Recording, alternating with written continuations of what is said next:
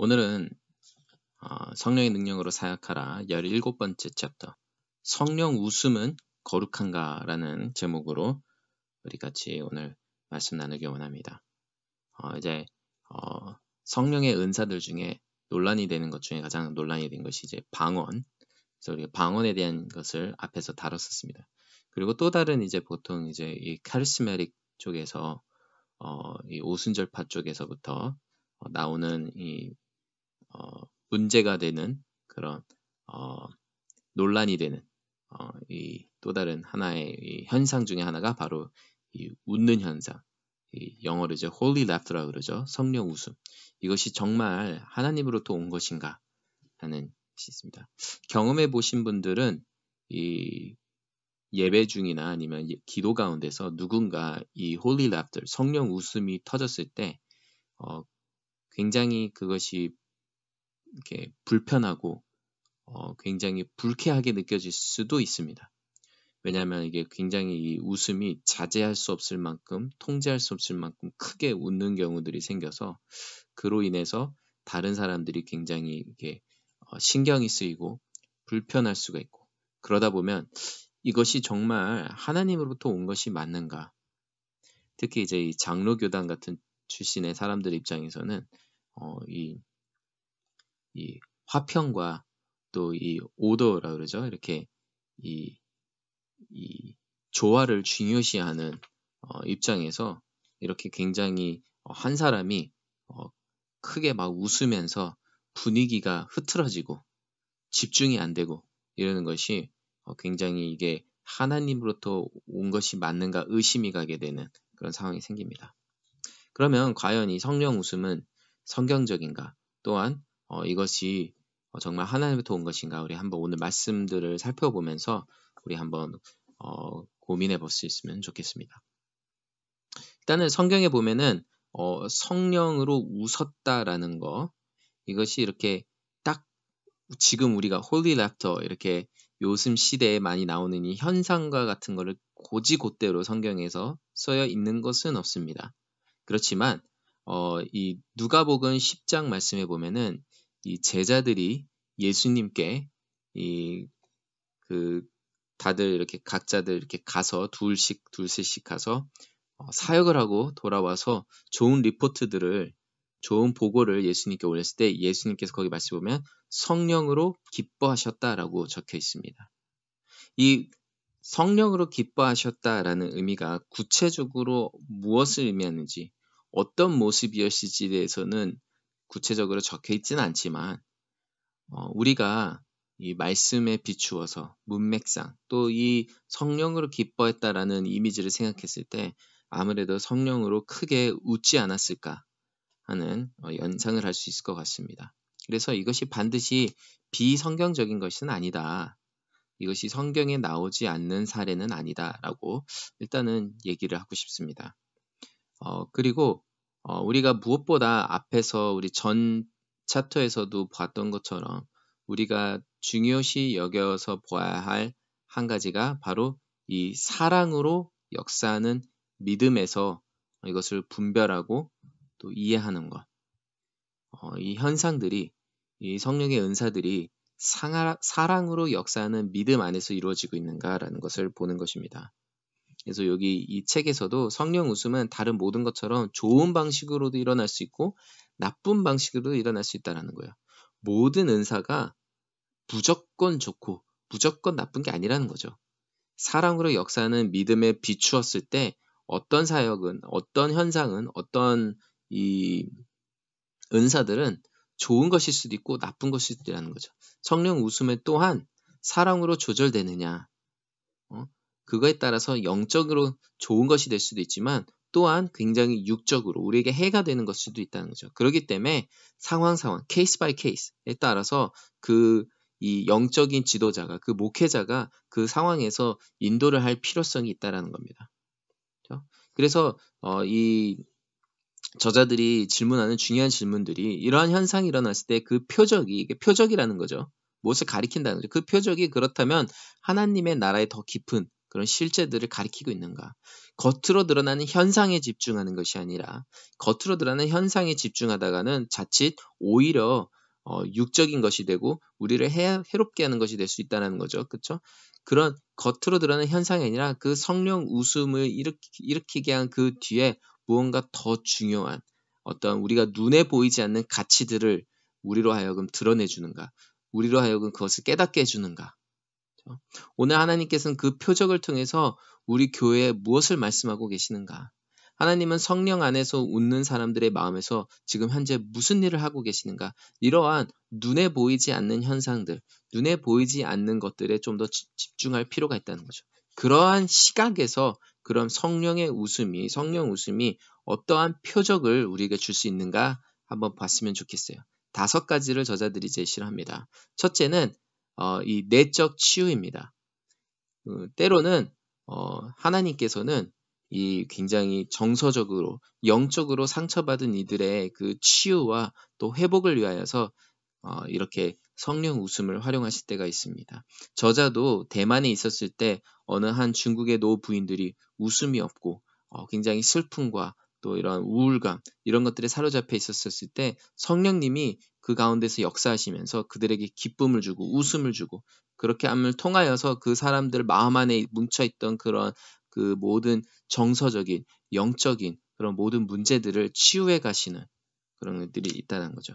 또 그 어느 한 그 집회에서 여러 목사님들이 어떤 한 여성이 이 성령 웃음으로 인해서 성령으로 막 이 통제할 수 없을 만큼 웃게 되자 많은 목회자들이 굉장히 불쾌해하고 다시는 이 모임에 참석하지 않겠다라고 하였었는데 끝나고 같이 얘기를 나누는 가운데서 이 성령 웃음을 한 여성이 실제 속 사정을 나누면서 자신이 자살을 생각하고 있었었는데 하나님께서 말할 수 없는 그런 기쁨을 주시면서 그 생각을 접었다라는 거.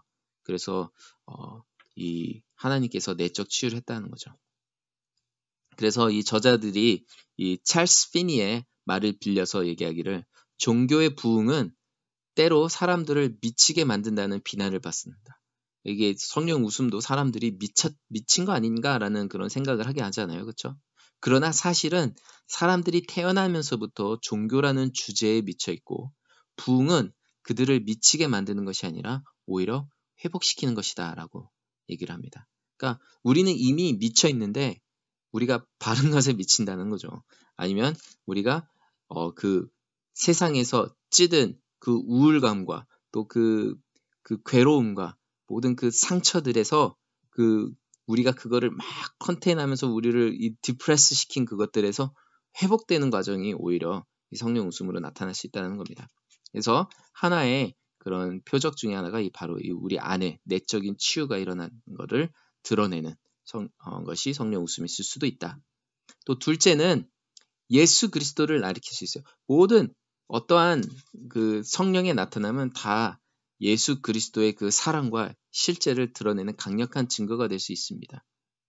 여기에 구체적인 예시는 안 나오지만 저 같은 경우는 예전에 처음 이렇게 성령의 은사들을 체험했을 때 이 어떤 한 사람이 교회 기도 모임 가운데서 저에게 기도를 부탁했고 기도를 해줬을 때 그 사람이 이 홀리 랩터 성령으로 막 웃기 시작했었어요. 굉장히 당황스럽고 굉장히 이게 정말 하나님부터 온 것인가 의심도 갈 수 있는 상황이었었지만 그 사람이 겪었던 그 과정들을 또 이해하고 하면서 정말 이것이 하나님께서 이 사람에게 기쁨을 주고 있다라는 그런 확신을 갖게 되면서 오히려 그 사람의 그 성령 웃음을 계기로 다른 사람들도 하나님께 나아가고 기도하고 은혜를 받는 그런 오히려 도구가 됐었던 것을 저는 기억합니다. 그래서 성령 웃음이 이렇게 예수 그리스도를 나타내는 증거로서 사용될 수 있다는 겁니다. 또 우리가 웃음이라는 그런 것도 그 다음에 이런 어떠한 우리의 그런 절제하고 또 이런 이 성인 이런 이렇게 조화스러운 모습, 절제하는 모습, 성인의 모습 이런 것만을 추구하는 것이 그다지 건강하지 않다라는 거 우리 그리스도인들에게 있어서 하나님을 아빠로 여기고 우리가 정말 그 아빠의 하나님을 체험하고 그 안에서 자유를 누리는 모습.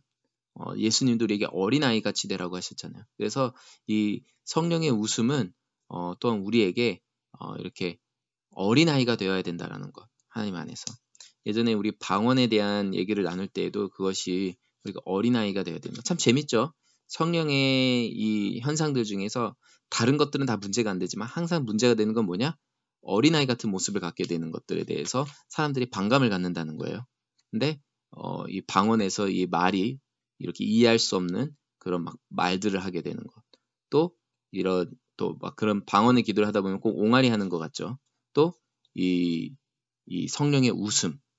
근데 이런 것들이 우리로 하여금 정말 이 거칠에 이 외식하는 모습을 버리고 정말 하나님한테 참 모습으로 나아가는 모습을 우리로 가르쳐 준다라는 겁니다. 또 그와 연관돼서 또 우리 이 성령의 이 성령 웃음은 우리라고 하나님 잔치를 미리 맛보게 합니다. 하나님 잔치에서 우리가 누릴 기쁨. 그때 과연 우리가 그런 하나님 잔치에 들어갔을 때 우리가 심각한 얼굴을 하거나 슬픈 표정을 하거나 이럴까요? 하나님 잔치에서 우리는 기뻐하고 웃고 그러지 않을까요? 그러한 하나님 잔치에서나 경험할 수 있을 것 같은 그 기쁨.